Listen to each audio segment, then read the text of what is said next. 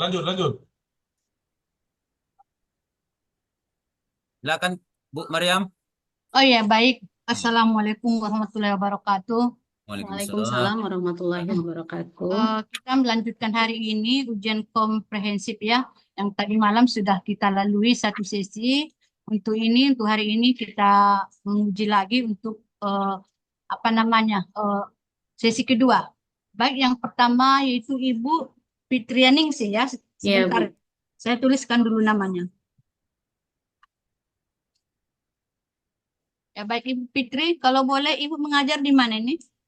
Di SD 100718 Napa, Kecamatan Batang Toru, Bu. Oh iya, baik. Bisa kita mulai ya Ibu Ningsih. Iya, Bu. Coba dulu Ibu uraikan dulu yang Ibu ketahui tentang yaitu teori-teori belajar. Ya, Bu. Yang pertama adalah tentang teori behavioristik, di mana teori ini memusatkan pada perilaku atau perubahan perilaku pada murid yang didasarkan pada stimulus dan respon. Stimulus adalah apa yang diberikan oleh guru, dan respon merupakan reaksi atau tanggapan yang dihasilkan dari stimulus yang diberikan oleh guru. Jadi, kata kunci pada teori behavioristik ini adalah adanya perubahan tingkah laku, Bu. Selanjutnya adalah terkait teori kognitif. Teori kognitif ini agak kontradiktif kalau menurut saya dengan teori behavioristik, karena kalau menurut teori kognitif, hmm, apa namanya, belajar itu yang lebih utama adalah prosesnya daripada hasilnya. Jadi belajar ini bisa menghasilkan, menurut teori kognitif, belajar itu bisa menghasilkan perubahan persepsi atau kematangan emosi gitu, Bu. Jadi tidak hanya digambarkan pada perubahan tingkah laku saja gitu, Bu. Kalau teori kognitif. Kemudian ada teori konstruktivistik, yaitu yang saya pahami dari teori ini adalah bahwa guru bukan satu-satunya sumber belajar, sehingga pada teori ini murid itu diarahkan untuk membangun pengetahuannya sendiri, artinya mengkonstruk gitu, Bu. Jadi teori konstruktivistik ini artinya adalah membangun pengetahuan sendiri gitu, Bu. Selanjutnya adalah teori humanistik.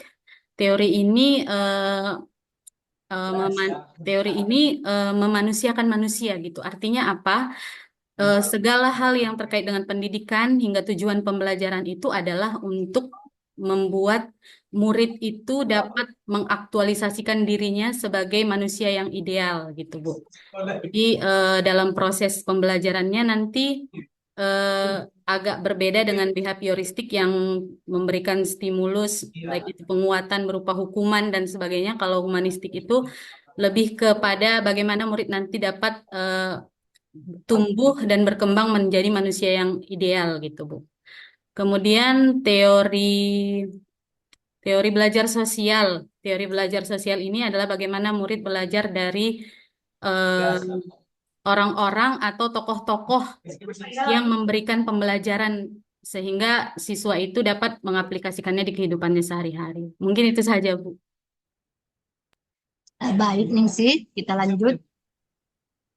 Kalau Ningsih di tempat bertugas belajar, sudahkah mengadopsi atau menjalankan kurikulum Merdeka? Sudah. Sudah, Bu, tapi baru baru angkatan pertama, Bu. Jadi baru kelas 1 dan 4 gitu, Bu. Kelas 1 4. Berarti sudah yaitu melaksanakan kurikulum Merdeka ya. Ya, Bu. Baik. Di dalam kurikulum Merdeka kan sekarang sudah ada namanya yang dikatakan modul ajar. Kalau dulu kalau kurikulum K13 itu namanya RPP ya. Iya, Nah, Bu. sekarang dinamakan modul ajar. Coba dulu Ibu jelaskan dalam modul ajar itu apa-apa saja komponen yang dibuat oleh seorang guru itu. Kalau dalam modul ajar itu ada yang pertama paling atas adalah identitas dari modul ajar terkait nama penyusun, nama sekolah, semester, kelas, dan mata pelajarannya, Bu. Kemudian nanti di bawahnya ada asesmen awal, kemudian tujuan pembelajaran, target peserta didik. Kemudian bedanya dengan RPP ada profil pelajar Pancasila. Kemudian ada kegiatan pembelajaran, dimulai dari kegiatan pendahuluannya, kegiatan intinya, kegiatan penutup. Kemudian ada lampiran berupa, ada refleksi, Bu. Jadi kata kunci di kurikulum Merdeka ini menurut saya adalah adanya refleksi, baik refleksi murid maupun refleksi guru. Kemudian ada instrumen, rubrik-rubrik penilaian dan lampiran-lampiran lain terkait asesmen formatif selama proses pembelajaran. Kemudian eh, lampiran-lampiran terkait LKPD, materi pengayaan, kayaknya itu aja, Bu. Oke. Kalau tadi sudah Ibu sebutkan banyaknya, tapi Ibu tidak menyebutkan penggunaan model pembelajaran, penggunaan metode, Oh iya, penggunaan iya. media. Apakah di kurikulum Merdeka itu nggak dibutuhkan atau tidak diperlukan?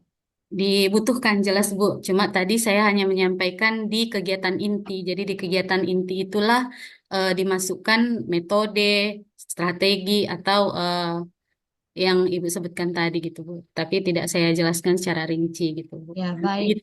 Iya Bu. Kalau dalam pembelajaran yang namanya kurikulum Merdeka kan ada yang namanya sekarang ini pendekatan TPACK. Iya. Pernah Anda dengar itu? Pernah Bu. Coba dulu Anda jelaskan seperti apa yang dimaksud dengan pendekatan TPACK ini. Jadi TPACK itu adalah akronim dari Technological Pedagogical Content Knowledge. Artinya bahwa dalam proses pembelajaran itu guru mengimplementasikan teknologi dalam proses pembelajaran dengan menyesuaikan pada tujuan pembelajarannya, kemudian materinya, dan metodenya, yaitu pedagogiknya gitu kan Bu. Jadi mengadopsi teknologi untuk memudahkan guru dalam menyampaikan materi agar tercapai tujuan pembelajaran. Seperti itu, Bu. Ya, baik. Kalau Ibu sebagai guru, teknologi apa yang sudah dipakai untuk apa namanya untuk menyajikan materi kepada siswa itu sendiri? Kalau teknologi, Bu, kalau secara toolsnya, alatnya, saya pernah menggunakan Infocus, laptop, kemudian saya juga pernah membuat, kalau secara aplikasi, saya pernah membuat Classroom gitu, Bu. Kemudian saya juga pernah memanfaatkan kuis interaktif dari Quizzes, kemudian dari Word Wall. Walaupun mungkin kelemahannya saat saya mengaplikasikan itu adalah kadang terkendala apa Bu? Terkendala kuota data karena kita kan harus menyediakan kuota data, Bu. Kebetulan sekolah kita Ya, menerima Chromebook, Bu. Jadi terkadang saya manfaatkan itu. Kalaupun tidak itu, pada aplikasi Quizzes kita bisa mengajak murid tetap berpartisipasi tanpa HP dan gadget, Bu. Jadi ada namanya Quizzes Paper Mode. Murid itu kita berikan satu lembar, ada seperti kode, dia tinggal memutar kalau dia ingin menjawab opsi A, B, C, dan D gitu, Bu. Jadi, ya baik. Berarti kan Ibu sudah melakukan beberapa teknologi dalam pembelajaran ya. iya, Tentunya dalam pembelajaran PAI ya. iya, Bu. Apa memang bisa dilaksanakan di sana? Kan Ibu mengajarnya di SD. Apakah sarana ataupun alat-alat yang mendukung itu bisa disediakan sekolah? Kalau seperti yang saya bilang tadi, Bu, kalau kita mendapatkan Chromebook, Bu, jadi semaksimal mungkin kadang saya manfaatkan Chromebook itu, Bu, gitu. Tapi memang kadang-kadang tidak bisa dipungkiri yang seperti tadi yang saya katakan, Bu, saya gunakan alternatif lain gitu. Kalaupun tidak, ya paling tidak saya sudah, kalaupun tidak rutin, paling tidak saya sudah memperkenalkan kepada mereka gitu, Bu. Memang banyak kendala yang kita temui, Bu. Ya baik. Jadi Ibu sudah menggunakan yaitu pendekatan TPACK ya. Ya, Baik, di samping melakukan pendekatan TPACK, seorang guru itu seharusnya kan melihat bagaimana hasil belajarnya, bagaimana atau sejauh mana itu apa namanya tujuan pembelajaran sudah tercapai. Tentu seorang guru itu harus melakukan yang namanya evaluasi ataupun penilaian. Jadi dalam kurikulum Merdeka itu sendiri, seperti apa kurikulum yang diberikan dalam kurikulum apa itu? Merdeka itu. Coba Ibu jelaskan. maksudnya penilaian dalam kurikulum Merdeka gitu, Bu. Iya. Oh ya, dalam kurikulum Merdeka itu ada 3 asesmen, Bu. Yang pertama adalah asesmen diagnostik, yang kedua asesmen formatif, dan yang ketiga asesmen sumatif. Untuk asesmen diagnostik ini dilakukan pada awal pembelajaran, bisa dilakukan pada awal tahun pelajaran. Asesmen diagnostik ini terbagi lagi jadi 2, Bu. Ada asesmen Coba dulu sebelum diuraikan yaitu apa ini apa namanya asesmen diagnostik ini apa yang Anda apa namanya? Coba jelaskan dulu pengertian asesmen diagnostik ini. Asesmen diagnostik itu adalah asesmen untuk menilai kemampuan awal siswa, Bu, ataupun melihat kesejahteraan sosialnya, Bu, baik di sekolah, di rumah. Karena asesmen diagnostik ini kan ada dua, Bu. Ada asesmen diagnostik kognitif untuk mengukur Mhm. kemampuan awal siswa terhadap materi yang akan dipelajari, dan asesmen diagnostik non kognitif melihat bagaimana perkembangan siswa dari minatnya, bakatnya, kemudian kondisi kesejahteraan emosionalnya dan sebagainya gitu, Bu. Itu Ya, untuk baik. asesmen diagnostik, Bu. Ya, baik. Dalam kurikulum Merdeka, apakah seorang guru itu perlu melakukan asesmen misalnya berbasis odds seperti itu? Apa perlu itu guru melakukannya? Sangat perlu sekali, uh, HOTS itu sangat perlu sekali karena itu terkait keterampilan abad 21 juga, Bu.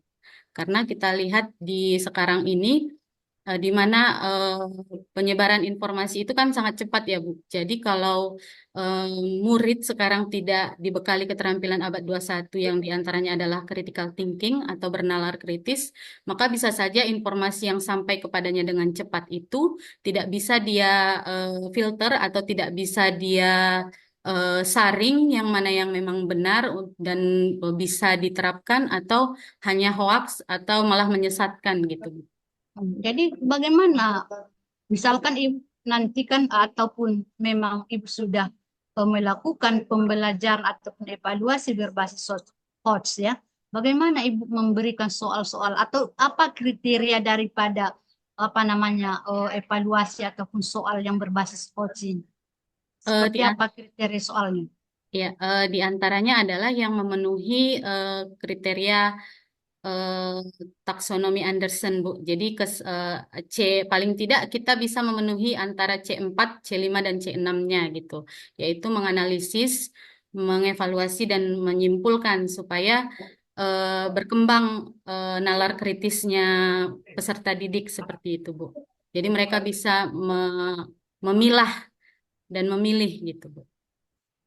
Ya, berarti ini sangat perlu dilakukan ya, Iya. karena seperti yang kamu katakan Anderson ya, pendapat Anderson Hmm. ini sampai C1 tentunya C1 sampai C6, tetapi yang Iya, kau dikatakan host itu dari C4 sampai C6 ya. iya, iya. Baik.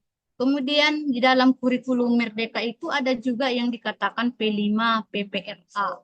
Iya. Itu apa saja yang Anda apa namanya yang Anda lakukan di dalam P5 PPRA?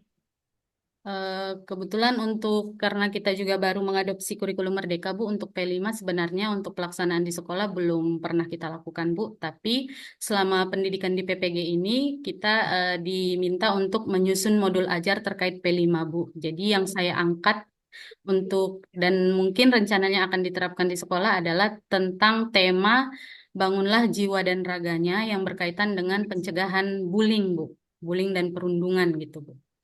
Itu yang saya Tentang apa rancang. tadi?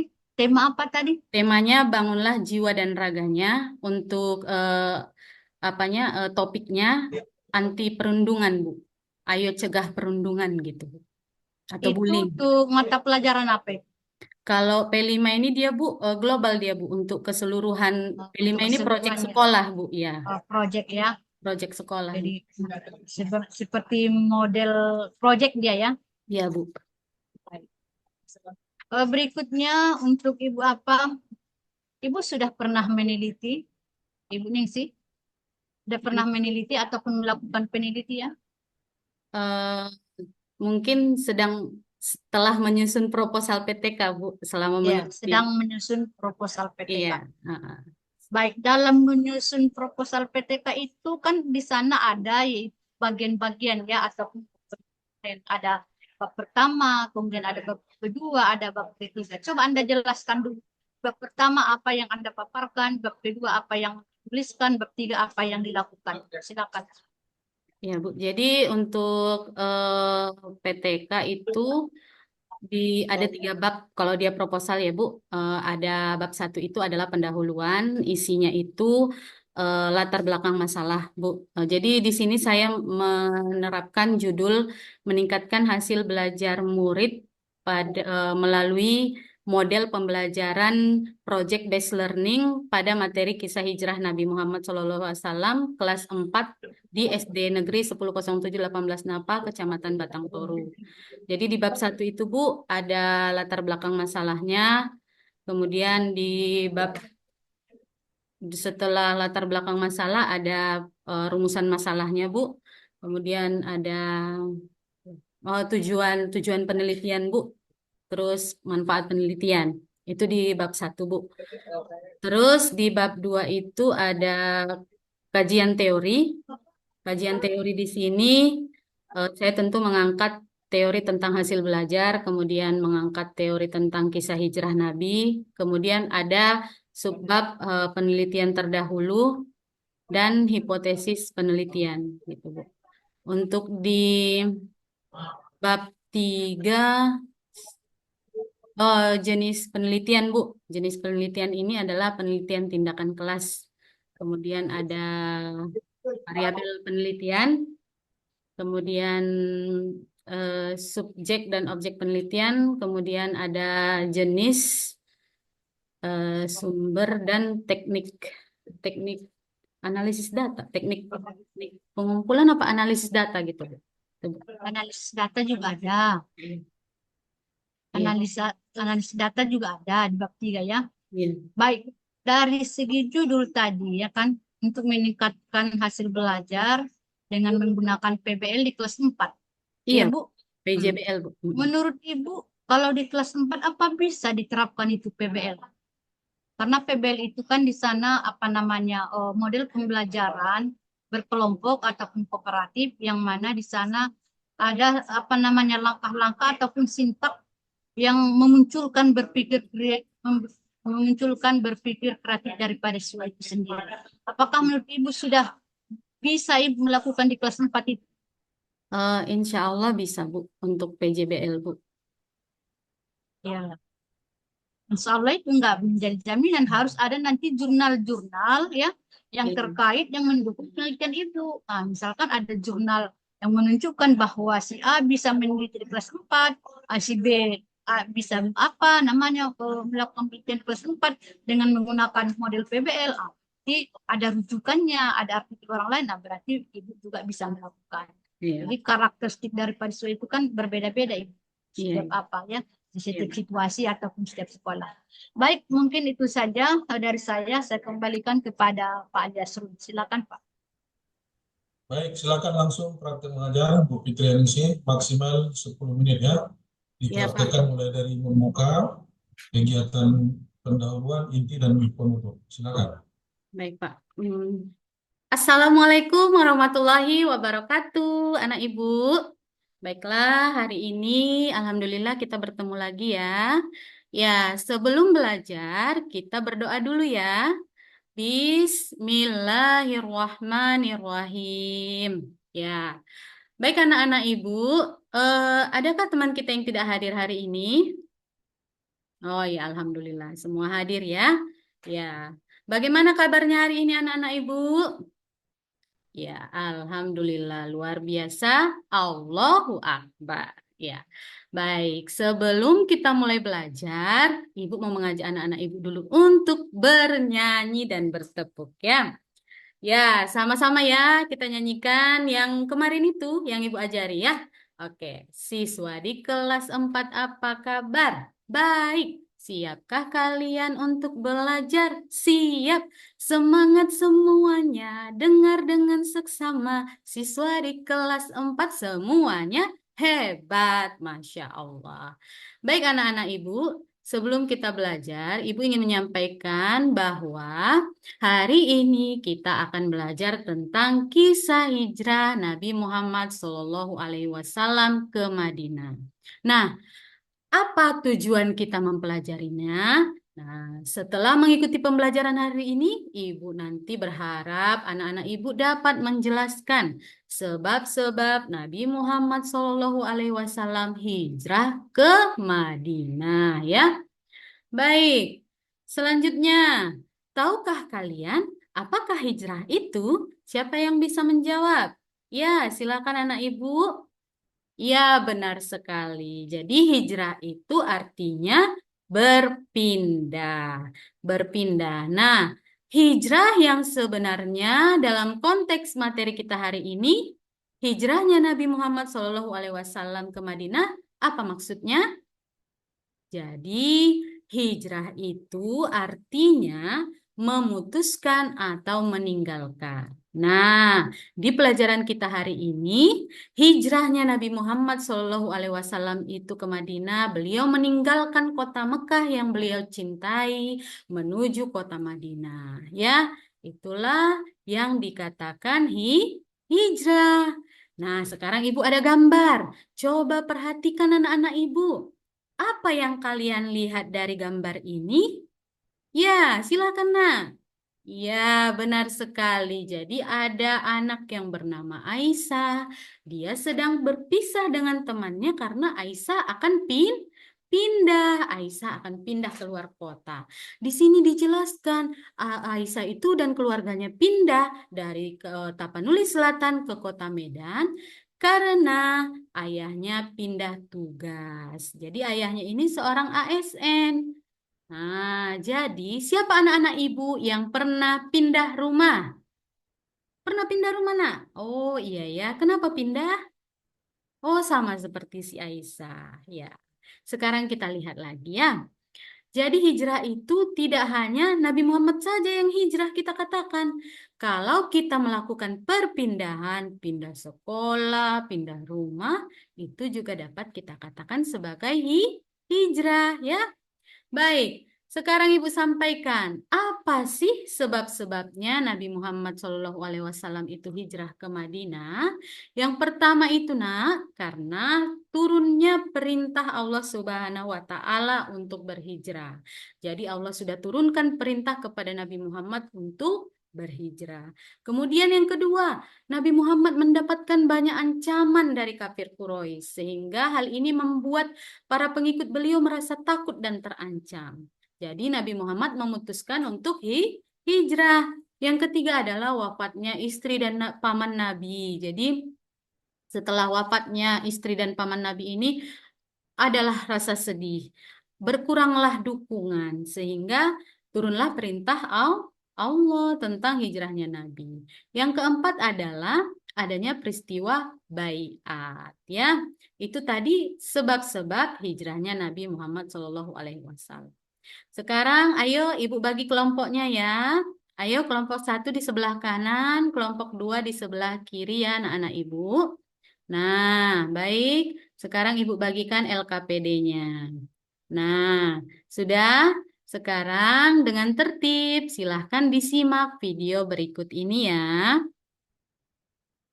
Baik, Alhamdulillah kita telah menyaksikan video yang Ibu tampilkan tadi.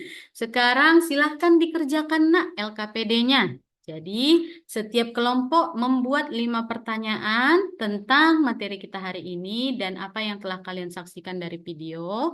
Nanti setiap kelompok akan bertukar pertanyaannya dan saling menjawab pertanyaan dari kelompok lainnya. Baik, sudah selesai nak? Ya, silahkan. Kelompok 1. Silahkan. Silahkan bertukar dengan kelompok 2. Ya, sudah ditukar nak?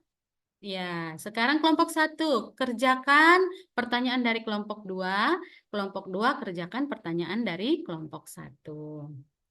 Bagaimana? Sudah selesai? Ya, silahkan maju ke depan. Kelompok 1 bacakan hasil diskusi dan jawaban dari pertanyaan yang telah diberikan oleh kelompok 1.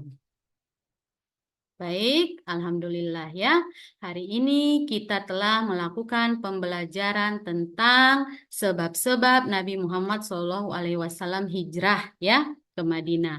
Nah, bagaimana kesimpulan dari pembelajaran kita hari ini?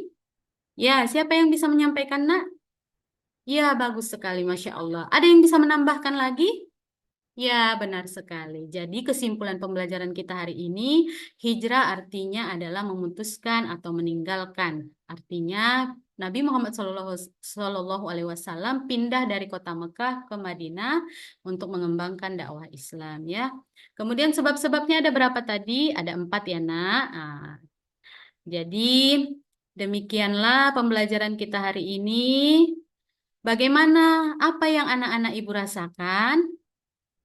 Alhamdulillah luar biasa ya. Apakah anak-anak Ibu sudah mengetahui pengertian hijrah? Masya Allah.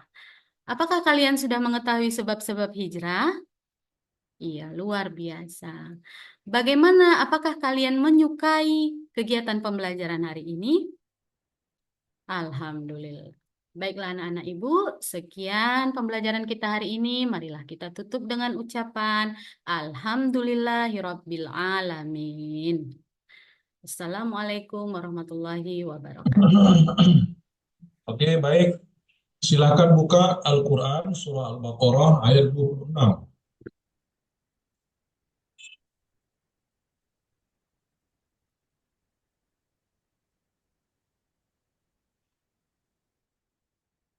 Udah Pak. A'udzubillahi minasyaitonirrajim. Bismillahirrahmanirrahim. Inna Allah la yastahyi an yadriba mathalan ma ba'udatan fama fawqaha فأما الذين آمنوا فيعلمون أنه الحق من ربهم وأما الذين كفروا فيقولون ماذا أراد الله بهذا مثلا يضل به كثيرا ويهدي به كثيرا وما يضل به إلا الفاسقين. Oke, sadaqallah. Baik. Wa yahdi bihi katsira. Katsira itu apa hukum tajwidnya kalau saya berhenti di situ? Mat iwat Pak. Mad ewan. Apa artinya mad ewan itu? Mat iwat apabila ada huruf mat bertemu dengan eh, huruf yang bertanwin di akhir bacaan atau di akhir ayat, Pak. Madnya berapa panjang? 4 Berapa sampai 6 harokat harokat, madnya? Pak. Berapa? 4 sampai 6 harokat, Pak. 4 sampai 6 harokat. lalu kemudian nun mati bertemu dengan huruf ra. Itu apa hukum tajwidnya? Maaf, Pak. Nun mati bertemu dengan huruf ra. Ro. Ra, ra, Oh, ra. idogom bigunna, Pak. Dalam menggunakan apa maksudnya itu? Idogom bilagunna, Pak. Idogom bilagunna. Mana yang benar? Biguna atau bila guna?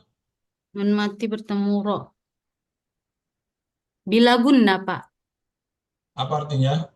Apabila ada huruf nun mati bertemu dengan lam dan ro, Pak. Ya bila guna itu maksudnya apa?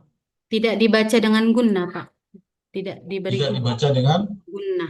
guna. Tidak Coba baca bertemu. dulu.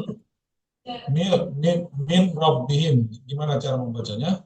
Mirrabbihim. Min rabbihim. Oke, baik. Sadaqallah. Ambil kertas dan spidolnya. Astagfirullahaladzim.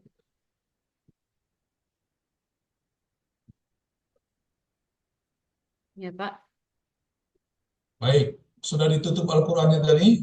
Sudah, Pak. Oke, saya diktekan lagi dari awal. Silakan ditulis ayat yang dibaca tadi. Iya, Pak. Innallaha la yastahyi.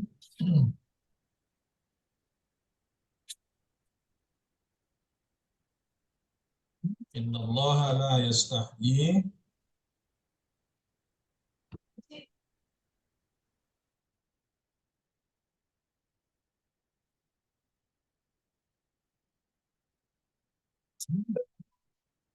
Iya, Pak.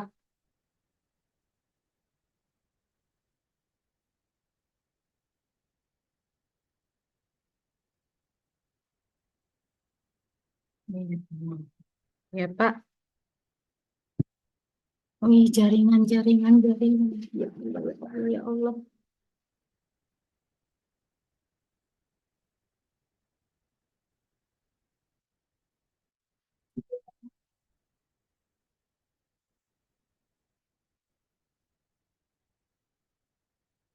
Halo Pak.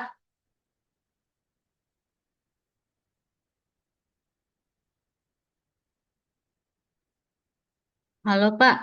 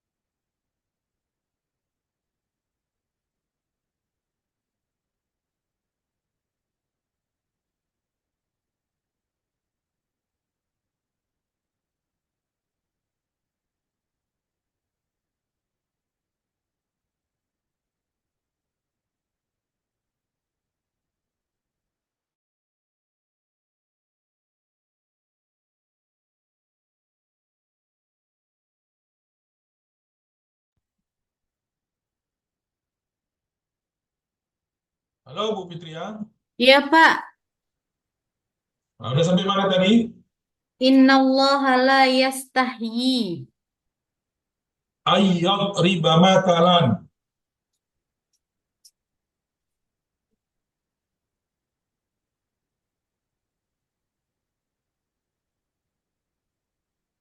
Ayyad riba matalan ma ba'udatan fama fauqaha.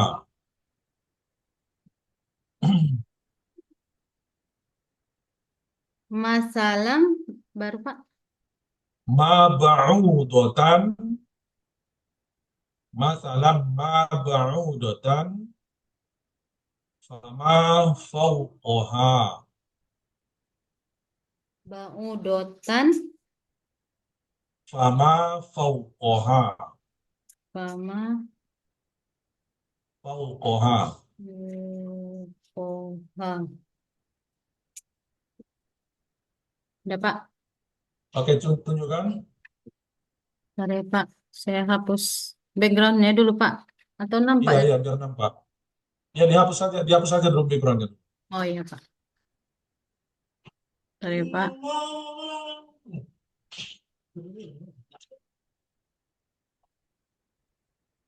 Ini Pak. Innallaha la yastahi ayyat. Nun dengan iyanya itu dipisah. Oh iya Pak. Matalabna ma'udatan fama fauqaha. Oke, salahnya satu di situ ya. Oh iya. Nunnya ini dipisah ya. An. An bertemu dengan fi'il mudhari. Ya, Oh iya ya Pak. oke. Sudah. Oke Pak. Barakallah. Selesai. Sadaqallahul azim. Alhamdulillahirabbil alamin. Terima kasih Pak, Bu.